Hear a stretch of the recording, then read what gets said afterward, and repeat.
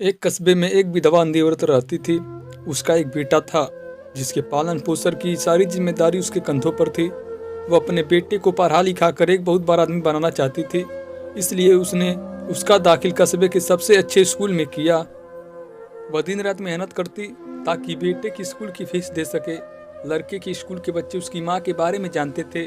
वे सब अंधी का बेटा कहकर चिढ़ाते थे। लड़का इससे बहुत परेशान था। उसे अपनी माँ पर शर्म आने लगी थी। वह उसके साथ कहीं आने जाने से कतराने लगा था। जब लड़का बड़ा हुआ तो शहर में अच्छी नौकरी लग गई। उसने अपनी माँ से वादा किया कि शहर में मकान लेकर वह उसे लेने आएगा, लेकिन वह शहर गया तो फिर लौटकर वापस नहीं आया। उसकी अंधी माँ उसका इंतजार करती रह गई। ये भी पढ़े, माँ का प्यार अनमोल है। माँ बेटे की कहानी कई महीने बीत गए, लड़के की कोई खबर नहीं आई। अंधी एक दिन उससे नहीं रहा गया तो वह बेटे से मिलने शहर पहुंच गई। पूछते पूछते वह बेटे के ऑफिस पहुंची। वहां सिक्योरिटी गार्ड ने उसे रोक दिया। अंधी औरत ने गार्ड को अपने बेटे का नाम बताया और बोली कि उससे जाकर कह दो कि गांव से कोई मिलने आया है। गार्ड ने जाकर उसके बेटे को बताया। बेटे ने ऑफिस की खिड़की से देखा तो उसे अपनी माँ गेट के बाहर खड़ी नजर आई। वह ऑफिस में सबके सामने अपनी माँ की वजह से शर्मिंदा नहीं होना चाहता था। उसने कह दिया कि वह ऑफिस में नहीं है। अंधी औरत वहां से चली गई। शाम को वह लड़का ऑफिस से घर जाने के लिए निकला। रास्ते में एक जगह काफी भीड़ थी।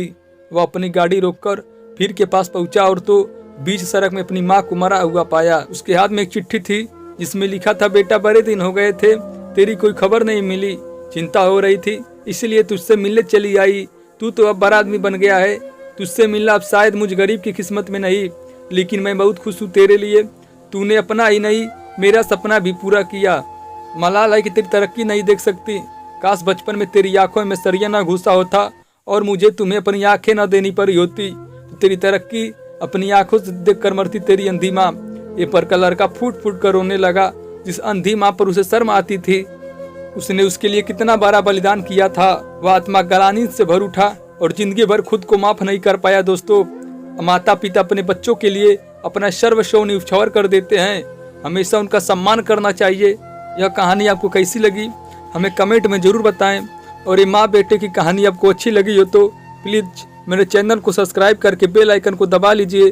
फिर से मिलते हैं एक नई कहानी के साथ एक नई वीडियो में। तब तक के लिए धन्यवाद।